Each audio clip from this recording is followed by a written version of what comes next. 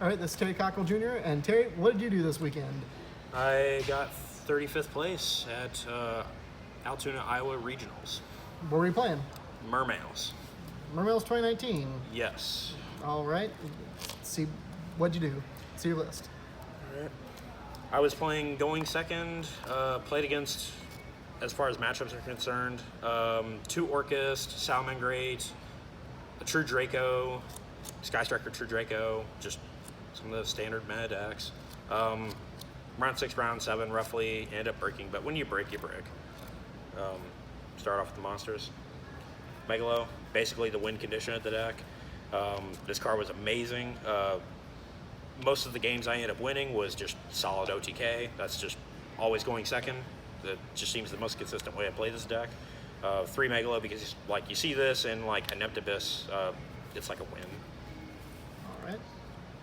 3 Tias, the best starter in the deck with the Atlantean cards, essentially. Aside from, of course, Abyss and Deep Sea Diva. But as far as Mermails are concerned, this is the best starter. Just grab any of your combo pieces, such as Gund if you need to get back a Megalo that gets negated or stopped, or if you need to go into a first turn Abyssmander play. All right. And the targets for the Abyss Tias to search, the Abyssmander, the Abyssdine, and the Gund were the only 3 I played.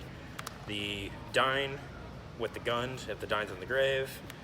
The Gund, special back the Abyssdine can trigger the special back the Abyss Gund, so it's a free link 2 essentially. Or if you have like a Megalo, you can make a BLS, Soldier of Chaos, just so much versatility with this card. Abyssmander, this is basically my going first setup play. It's the only major going first play that I need, which I'll show here later on. Then as for the generic things, 3 Gamma Seal because breaking boards is fun. Which was amazing, like against Salad. You Kaiju their only Sunlight Wolf, you turn off Roar. Against Orcust, you Kaiju their Galatea. If they don't have Babel face up, you stop. You just turn off Crescendo that way. And of course, the Pinkertops. And then 2 Ash. Mainly just the board breaking cards here, the generic stuff. Summoning this, then popping things, drop evenly at the end of the battle phase is pretty good. Not to mention a free 2600 monster alongside with Megalo is just amazing amount of damage output. Just another way to say no. Ash just slowing down my opponent. Why are you only playing 2 Ash? Because with playing 3 Call by the Grave, it turns off potentially the 1 in your hand as well, and it's hard OPT anyways.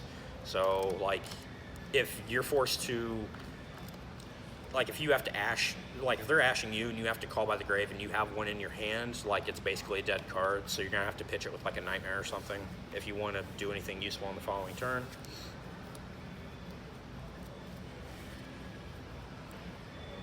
This is roughly the best card. Abyss, 3 Dragoons, 2 Marksmen, and 2 Heavy. A lot of people are playing 3 Heavy, but I personally just wanted to play more of the generic going second cards, as opposed to, I mean, 3 Heavy is good. I mean, some people just have the preference of not playing like 3 Mind Control or Impermanence. It just depends on what you want to play. So I just chose 2. The Dragoons is amazing, not once per turn. And good but bad. Susceptible to every hand trap, Diva, just against Ash and Perm. Like, sure, you can deal with Ash sometimes, but like you have to have a Call by the Grave to back it up. In Perm, you just kind of cry and like you can't really extend. But still, the card is amazing. If it goes off, it is considered like, you know, the best starter in that sense. 3 in Perm, going second, obviously. Also going first, it's amazing because you basically have another negate that you could set. Use this against Danger. They went into a Skull Dread. I had it set. I negated their Skull Dread while it was set, and then the same turn they activated Super Poly, so negating the Super Poly is pretty fun. How often did you use the secondary effect of that to negate in column? To negate in column, I think it was once against Draco.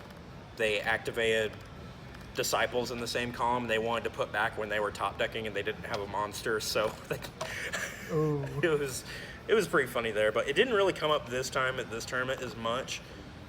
I've had other tournaments where it's come up more. 1 for 1. Maybe we'll get it too someday, like the OCG, but you never know. 1 for 1 is an amazing way to get to prints. 1 Mizuchi. If you can't kill Pendulum going second, people just say this card is terrible against Pendulum, but in my opinion, if you break a Pendulum player's board, like everything, including Endymion, and all they have is like a Servant with counters, like this can just negate the Servant if all they have left are just counters on the field. What about Kraken? Kraken? No, it's trash. Get out of here. Or the other one? Cetus would actually be hilarious against Altergeist, but just negating a trap effect. But Mizuchi, just spells are just more widely used. 3 Extrav to try and get to like any of these cards. A lot of people say this card's really bad in the deck, but or like Desires much better. But in my opinion, this card is much better than Desires because of the fact that if they make you go first and you Desires, you hit Dragoons, you hit your infantry to disrupt them on their turn. You hit like if you hit all copies of Impermanence, you have no way to stop them on their first turn. You risk hitting Abyssmegalo, which, you know, you just don't want to do, especially if you don't open Tias, it becomes even more risky. This card's amazing because you play like so many multiples of the same card in the extra deck. You kind of don't really care what you banish. There's only like 2 or 3 monsters in the extra deck that you really want to summon, so. It's literally Pot of Greed. Yeah, just literally Pot of Greed, and you add off everything. 3 call by, say no to Ash, say no to Droll, which someone for some reason was playing Droll. Mm-hmm. And call by was pretty helpful against Ash. Did you have to pen deck stuff? 3 Mind Control. Oh. This card is stupid. Like, I'm shocked this card's at 3. It's not once per turn. Being able to just steal, like, or forcing out Roar with against Solid, or just against Orcust, you steal. Like, if you want to against Orcust, you can steal Galatea and make your own Dingirsu just off of this one card. Or even just stealing a Link monster that your opponent may have. Being able to Link climb even easier with using less resources is really, really amazing. How many did you end up playing main? 41. But I would consider moving to 40 just to get the maximum consistency possible out of the deck. All right. What Extra about deck. 39? 39. 39 play the upstart. Even more consistency. Yes, 39 or 3 Abyssalacia. Extra deck? Yes. 3 Abyssalacia because you gotta play 3 of this since you're playing Extravagance, and every time I play Extrav, I always banish like 1 of this. I never banish 2. Just really, really solid card. If you have heavy infantry, you get to pop a face up. If you open marksman, you can pop a face down on their turn and add a Mermail. If they pop it, you get a Foolish Burial as cost for any water. Send any water from your deck to the grave, and then Monster Reborn a monster in defense. So like, if someone's trying to kill you with a 3k monster and they run over this, you can summon back a Gamma Seal they linked off from your graveyard and they cannot run over it.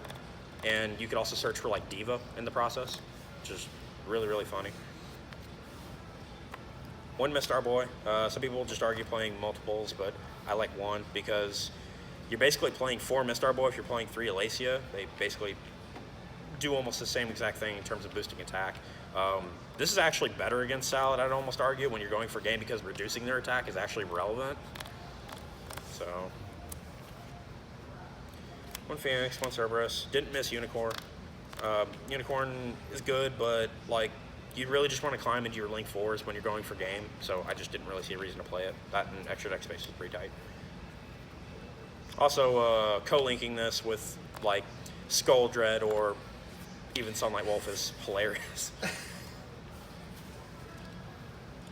On Borload, one of my few outs to Colossus, as well as side deck cards or Gamma Seal or Perm, but I just need like a way in the extra deck if I can still get to my extra deck. Avermax is hilarious against Orcust because literally they have to make Dingirsu. Then you can just shuffle back Dingirsu, or Salad has a hard time over it. A lot of decks really just have to Borload to get over this.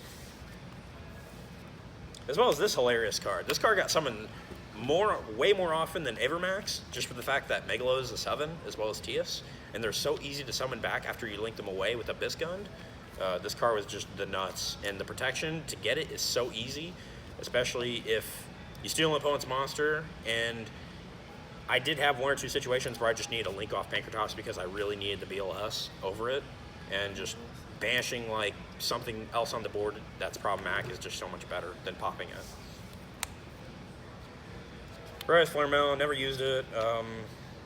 Burn somebody if you almost killed them for game, which, like, you're either killing them or you're not, so yeah, never summoned it. Through this guy. This card was hilarious, just having it negate, and not to mention you can equip it with Mizuchi, so then with Alacia point 2, it becomes 4100. As well as like with Megalo with Mizuchi and Alacia, you know, 3700 attack, and you can swing twice.